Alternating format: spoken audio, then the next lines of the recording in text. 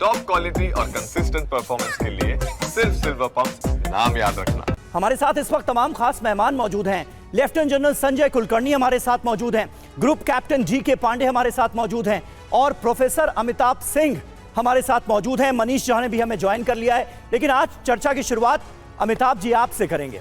आप रूस से लौट कर आए हैं, इस सवाल का जवाब तो दीजिए ही जो खबर हमने दिखाई, लेकिन साथ ही साथ मॉस्को में, पूरे रूस में युद्ध की आहट क्या आपको सुनाई दी? क्या कोई फर्क पड़ा है? इससे पहले भी आप गए और अब गए, कुछ बदलाव नजर आया? देखिए, अगर मुझसे पूछा जाए आपके दूसरे सवाल का कि रूस पर इस पर कोई असर पड़ रहा है कि नहीं, बिल्कुल असर नहीं पड़ रहा है। वहाँ की जनता कंसर्न्ड है, इंफॉर्मेशन लेती रहती है, लेकिन पूरा रूस इस समय लंबी युद्ध के लिए तैयार है। और सबसे इम्पॉर्टेंट है, रूसी ये कहते हैं कि जब तक वो थके नहीं तब तक वो लड़ते रहेंगे। और रूस के पास रिसोर्सेज की कमी नहीं है, ना ह्यूमन रिसोर्सेज की, ना मटेरियल रिसोर्सेज की, ना उनके असले जितने साजो सामान है।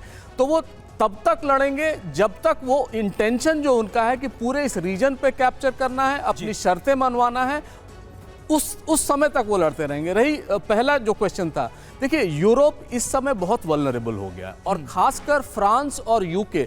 आपने ये जो कहा न्यूक्लियर समझौता इसलिए भी हुआ है कि फ्रांस इस समय नेटो के न्यूक्लियर कमांड में नहीं है, यानी नेटो के इंस्ट्रक्शन पे अपने न्यूक्लियर वेपन्स का इस्तेमाल नहीं कर सकता। सिर्फ यूके है और अमेरिका का भी नेटो के इसमें न्यूक्लियर वेपन्स नहीं है, उन्होंने डिप्लॉय कर चुके। नहीं, तो यूरोप को जिस थ्रेट का जिक्र हो रहा है वो क्या रियल है? देखिए, रियल तो है, ये रियल से ज्यादा परसीव्ड है, लेकिन रियल भी है क्योंकि इस जिस तरह से युद्ध अनंत काल से चला आ रहा है और शायद अनंत काल तक चले, सब लोग अपना प्रिवेंटिव मेजर्स ले रहे हैं। और इसमें एक पोस्चरिंग भी है जो यूके और फ्रांस इस समय दिखा रहे हैं। किंग चार्ल्स अभी गए थे, वहां भी उन्होंने यही बात कही। तो इस पूरे प्रकरण में अगर यूक्रेन को देखा जाए तो यूक्रेन एक मोहरा बन गया है ईस्ट और वेस्ट का, रूस और वेस्ट का, और उसी में वो पिस रहा है। सारे एक्सपेरिमेंट उस पे हो रहे हैं। शायद यूक्रेनी जनता सबसे त्रस्त है, लेकिन रूस को बिल्कुल फर्क नहीं पड़ा है। हाँ, ये है कि वहां इन्फ्लेशन बढ़ रहा है, कुछ लोगों में असंतोष हो रहा है, लेकिन उससे कोई फर्क नहीं पड़ रहा है। ठीक है, यानी अमिताभ साहब, रूस पर कोई फर्क नहीं है, लेकिन दूसरी तरफ ऐसा लग रहा है कि आखिर वॉर जोन में क्या फर्क पड़ने वाला है, क्योंकि जो हमने दिखाया कि नाटो कंट्रीज की क्या तैयारी है। एक और बड़ी खबर है, डोनेस्क में रूस का विनाशक हमला हुआ है। यूक्रेन पर एक और बड़ा अटैक, भीषण ड्रोन हमले से दहल गया पूरा डोनेस्क। ड्रोन हमले में सिटी सेंटर को बड़ा नुकसान, ये देखिए।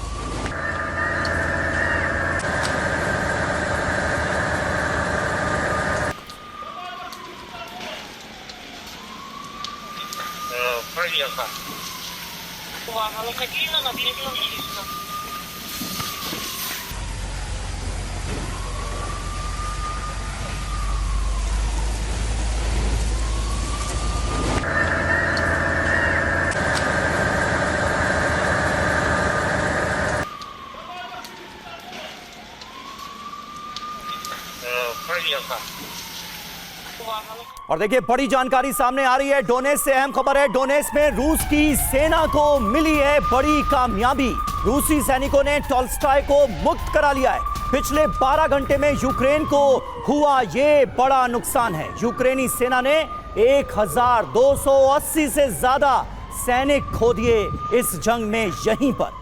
तो देखिए यूक्रेन को भी कितना बड़ा नुकसान हुआ है। 1280 सैनिकों की उसके जान गई है।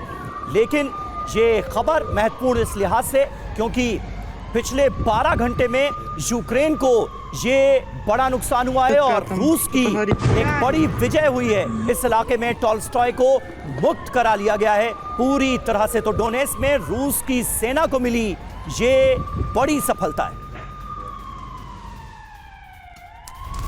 और देखिए, एक और बड़ी खबर है, ट्रंप की नाराजगी के बाद रूस भड़क गया है। रूस की तरफ से भी रिएक्शन सामने आ गया। डोनाल्ड ट्रंप की तरफ से जो हालिया बयान दिया गया, यूक्रेन पर रूस का सबसे बड़ा हमला हुआ है। यूक्रेन पर 750 से ज्यादा ड्रोन से अटैक किया गया और ये देखिए आप, यूक्रेन को दहला दिया गया है।